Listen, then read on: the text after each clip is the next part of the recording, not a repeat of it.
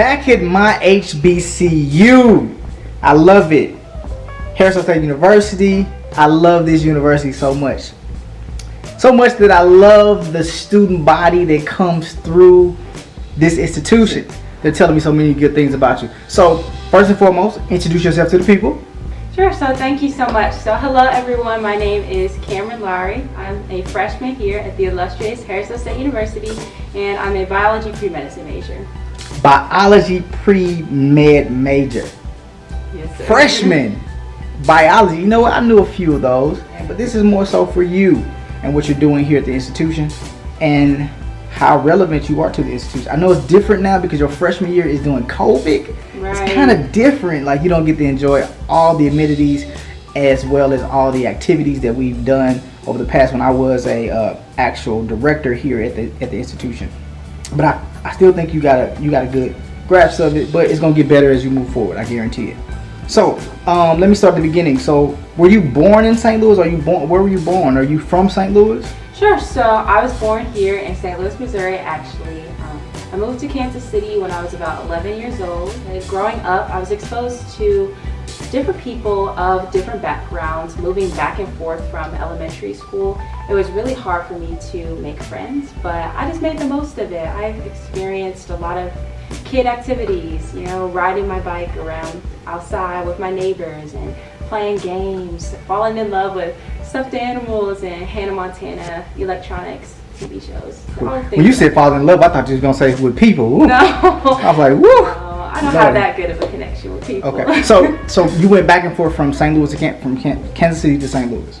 No, I went back and forth from St. Louis Elementary. I was in St. Louis for the entirety of my 11 years growing up, and within that time span, I switched back and forth between two different elementary schools. Gotcha. But then I moved to Kansas City. Gotcha. So did you spend your senior year in St. Louis or Kansas City? I spent it in Kansas City. Okay. What schools did you go to? What district were you in St. Louis? In St. Louis, I'm not entirely sure of the district. I went to Robinwood Elementary School. Okay. And a private school called Dwight McDaniel School. Gotcha. It's closed now. Oh, yeah, you know what? You don't have all of my elementary school, my junior high, and my high school are all gone. So. Oh no. Yeah, it's definitely a challenging thing, but I still love my community. I still love my schools. So all right. So education was in St. Louis. Then your senior year was in Kansas City. What school did you go to in Kansas City? In Kansas City, I went to Heritage Middle School, which led me to Liberty North High School. Gotcha. So, what led you back to St. Louis to Harris-Stowe State University? I wanted to come back not only to be with my family, because the remainder of my family is still in St. Louis. Unfortunately, they weren't able to move with me. Right. But I wanted to come back to an HBCU, and hearing about Harris-Stowe being, first of all, it's a small campus, so I love small campuses. I already knew from the get-go that I couldn't go to, you know, Mizzou or SLU because they're too big, and I wanted to come to Harris-Stowe for that family-like experience. And being that it's such a small campus, you know, everybody knows everybody. I wouldn't struggle. Every time I walk in the hallway, I wouldn't see a new face. I would know everyone. That's good. That's why I was here also. So when you're in high school, when did you realize that you wanted to go to college? Was that just something that was pushed through your parents, through your grandparents, through your uncles, aunties, through the educational background that you come from, through the institution, the high school institution that you went to? So where did that drive come from?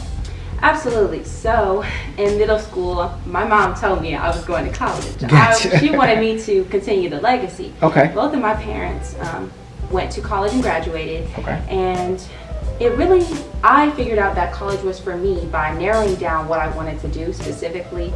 And about my freshman year of high school, I knew that I wanted to pursue the medical field, actually being that both of my parents work in the medical field.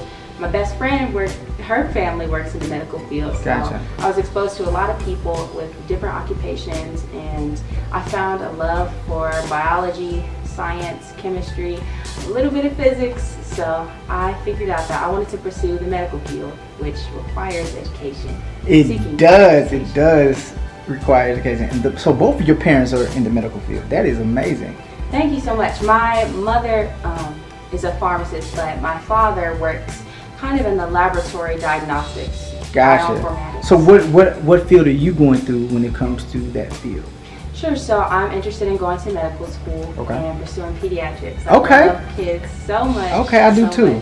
Okay, I do too. So let me ask you a question. So your first year, you is almost coming to, I would say, so much of a close. We're going into the holiday season, so you've had this first semester to really kind of, well, not close of year, but the mid-year. So how has your experience been on this campus and in college in general?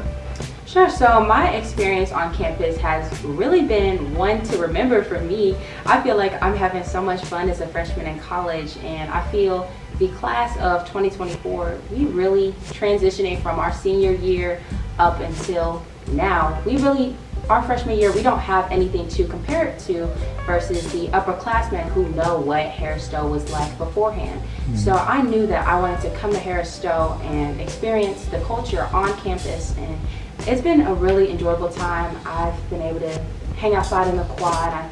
Even though we're not able to have in-person events and hold different social things of that nature, I'm still having a really enjoyable time, spending my time outside, having conversations, dancing, even watching the Greek letter organizations perform outside.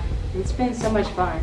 That's good, because, you know, it's a little different because I guess, like you said, I've been through college. I know how exciting things can be in St. Louis during the school year, because it's like, it's 9 schools on the roster of Missouri, right here in the city of St. Louis, and Harris-Stowe being the hub of urban education, HBCU education and experience. And I am a member of Kappa Alpha Psi, so I had so much fun in school. Pledging right here at in St. Louis, right here at Harris-Stowe, the Big Money Boxing Beta new chapter, Kappa Alpha Psi. That's my chapter. I know for a fact that the experience is going to get better for you. Absolutely. And I feel if students are able to survive this now and we're still having fun now, just imagine what it will be like next semester or even next year. Yeah, exactly. Just don't lose focus. Right. Just don't lose focus. So we're coming up, and this is a season that I'm a little hurt because I love homecoming. I love traveling to go homecomings. I love the fact that you don't know this. I'm just gonna put it out there. In 2014, I was the chair of homecoming, and the way we do homecoming now at Harris-Stowe State University, I created that blueprint. What inspires you as a black woman to be successful? To be successful, really, honestly, my mom. I want to say that she is my biggest inspiration, and then being in the medical field, she's inspired me to pursue an even higher position than what she currently holds. And I feel that as of right now in America, there is kind of a standpoint or a viewpoint, if you will, that when you think of a black woman, I guess individuals outside of the black community don't necessarily view black individuals in general as holding high positions. When we think of black individuals, we don't necessarily think of lawyers, doctors, physicians, but I want to refute that viewpoint, and I want to be a leader in society and encourage my children. I want to encourage the future that we absolutely can achieve and conquer just as much as anyone else. I do hold a position. You hold a position, excuse me. Because I kind of know how it goes.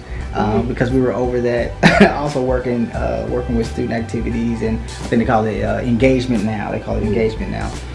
How is being the freshman representative, how has that changed your, I don't want to say changed, more so, how has that empowered you to say, you know what, I'm representing my class on a level that now I know that they depend on me to make this the best year, even going through what we're going through now. How does that feel, and how was that experience?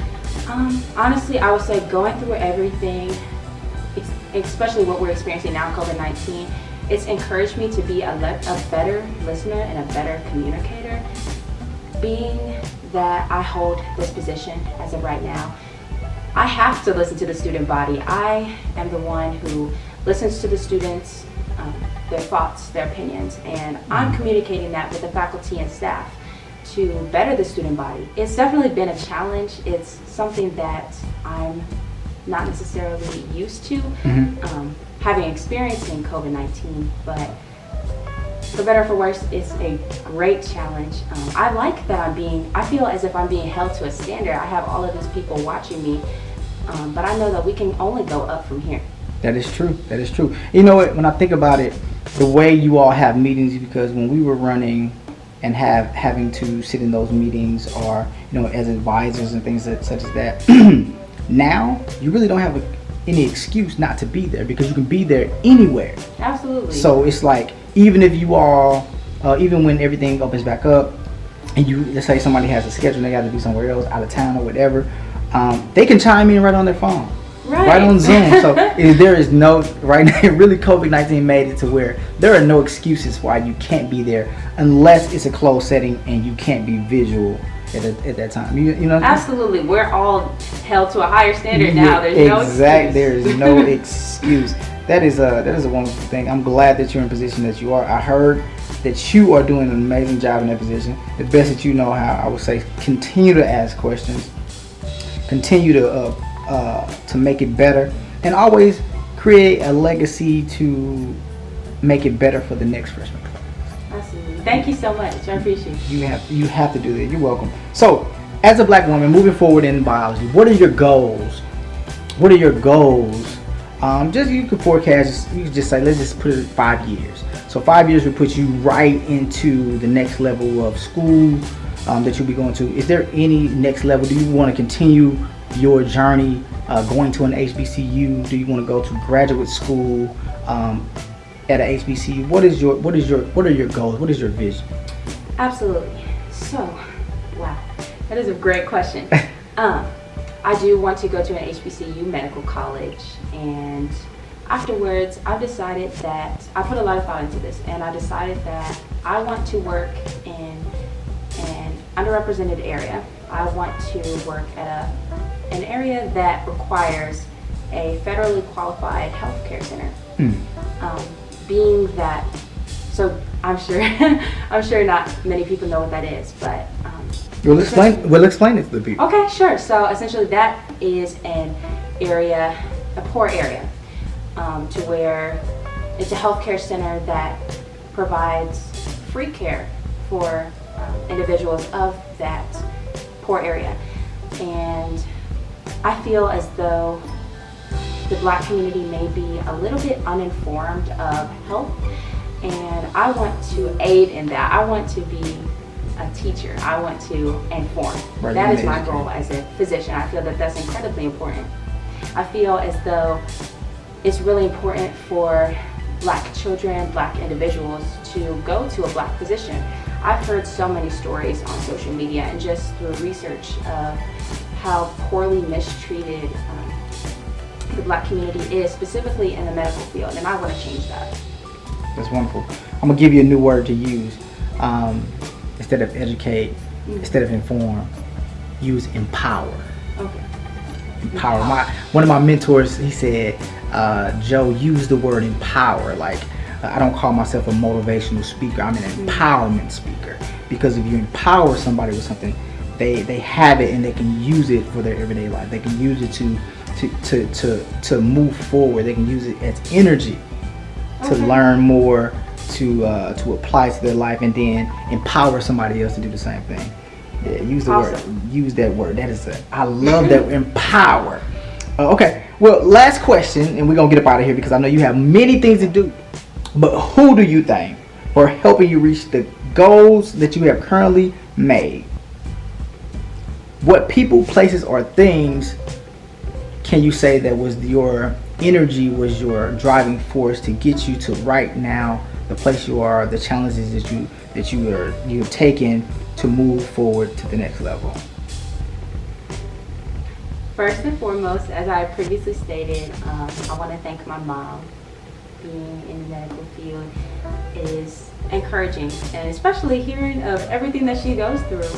My father as well, being able to be a mentee to them, and even hearing about their after work complaints. That encourages me. That encourages me. I also want to thank my teachers as well for encouraging me to finish strong, finishing the semester strong through COVID-19, being that they are in the position they are in and still being able to teach to others even when they're struggling on their own. That is encouraging and that inspires me. That makes me want to empower other individuals. Good word. Good word. Thank you so much. Yeah. I also want to thank my younger sister as well, Kennedy, because she is that constant reminder that I have to be a representative of what is to come. I am constantly being held to that standard. Great. Give the people information of where they can find you and follow you, and give our school a hearty, just like a salute. Okay, sure, absolutely. So, other than walking around on campus all the time, you can find me at my Instagram at cami.lowry. My Snapchat is CameronLowry5. I love my H, I love my S, I love my S, I love my U, I love my H. SSU. Thank you so much. Thank you so much for having me. You're welcome.